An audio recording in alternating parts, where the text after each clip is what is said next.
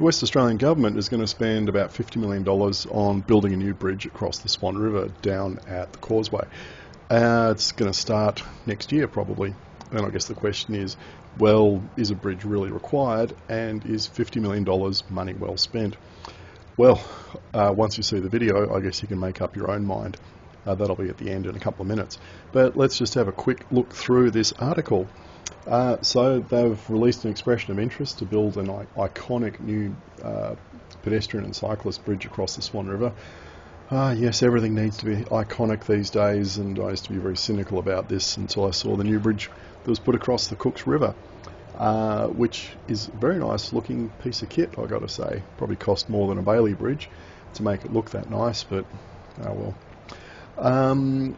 It's part of the CBD transport plan. I have no idea what they're spending $1.5 billion on, so I guess when they're spending that much, 50 million is really just small change. The rest of it's probably going on rail and bus, I'd imagine. I don't know if there's much vehicle stuff in there. I guess I'd have to look it up, but I can't be bothered doing that at this point in the video. Yeah, it's going to play an important role in promoting active transport.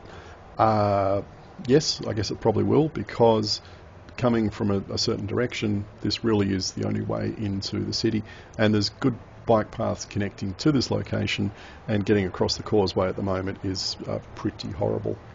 The current causeway has long been recognised as a thoroughfare for bike riders and pedestrians that can become uncomfortable and unsafe during peak hours.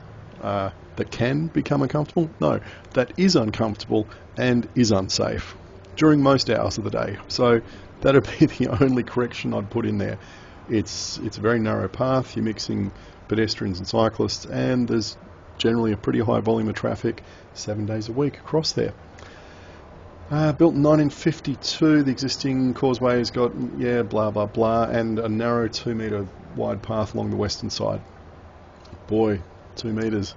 Looks narrower than that. I guess I'd have to get the tape measure out. You know, look, the path itself might be 2 metres wide, but by the time you take into account the fence on the roadside and the rest of it, I think it might actually be a little bit narrower, because certainly when I'm passing, there's not a heck of a lot of room between the edge of the handlebars and the fence or anything else.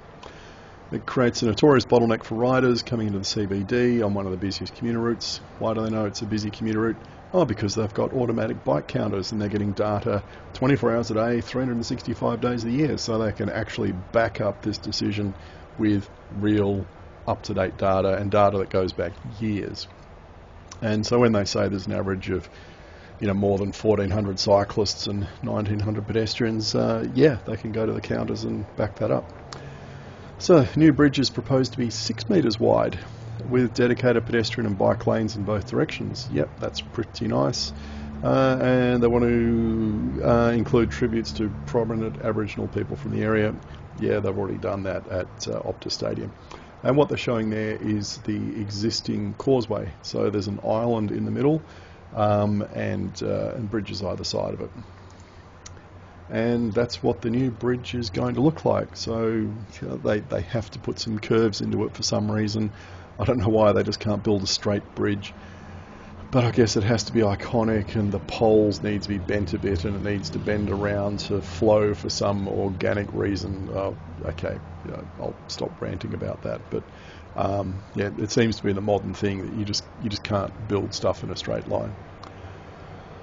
Let's see, be significant future tourism assets. Well, yeah, interestingly enough, down, so at the top right-hand corner of this picture, to the left of where they're building that new bridge, I think to the left, there's actually a big bike hire place at the moment, like a big shed. And yeah, it seems to get quite a bit of tourist action, because all around the river, on both sides, there are excellent bicycle paths, and I can see why people would go down there from the hotels, which are a stone's throw away. You could walk down there, hire a bike, and go for this really nice lap around the river.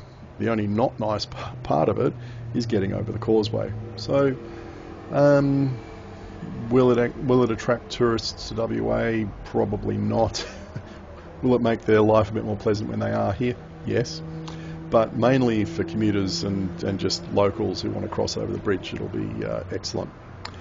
Great livable cities around the world encourage cyclists and cycling and walking, and encourages healthier communities. Creates activated streets.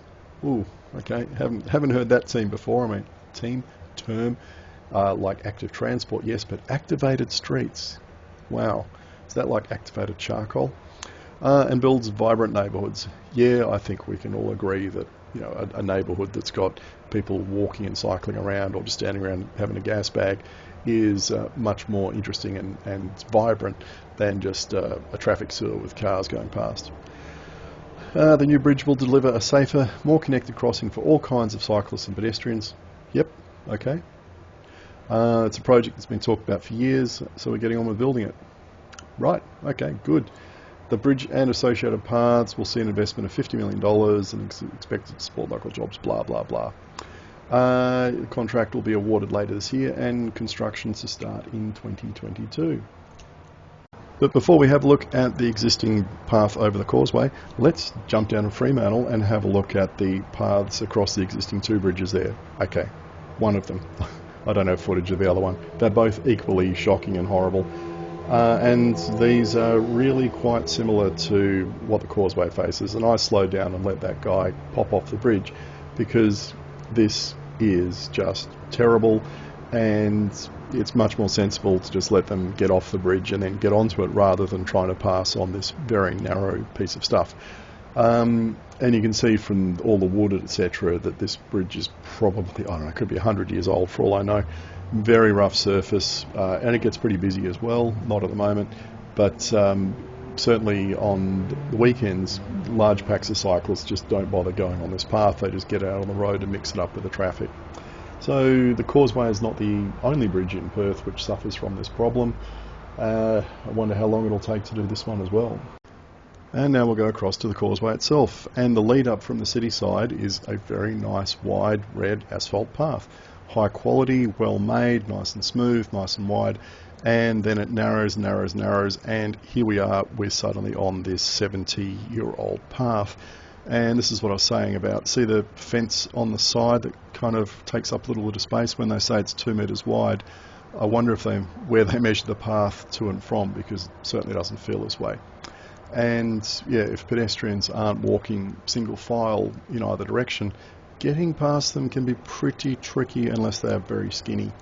And yeah, of course they don't always want to walk in single file and let you past, but hey, what the heck. So that was the first section of the bridge, and then it opens out onto quite a nice, reasonable path on the island in between. But we don't have to watch all of this. Let's go to the second part, and it's just as bad. The concrete slabs under tyre, yeah, they're clunky, and they were probably quite good when they were laid down, but they're not so good anymore. It's okay, I guess, when you've got road bikes with narrow handlebars going past in each direction, but mountain bikes and hybrids seem to be the flavour of the month, and there's just not enough room for people with handlebars of 60 or 70 centimetres width to go past each other. And I'm always worried when I'm going past I'm going to clip someone, or I'm going to clip these posts on one side. And okay, that's the end of it, and we'll just quickly zip around here and jump on the path that goes around the river, because as I was saying, this is just fantastic. It's it's world-class stuff. It's nice and wide, it's well laid, it's got good foundations, it's got this beautiful view off to the right here, the Swan River. There's ducks and there's cockatoos going past and swans. Pedestrians have got their own path. There's fitness equipment, there's picnic areas, there's toilets. Yeah, it's a really good touristy setup, I think, for people to hire a bike on the other side of the river and ride around here, because it's like this for well over 10 kilometres. It's fantastic. Blows the bay run out of the water, I got to say. So yeah, sticking a $50 million bridge on this to replace that clunking mess we've just come across, probably not a bad idea.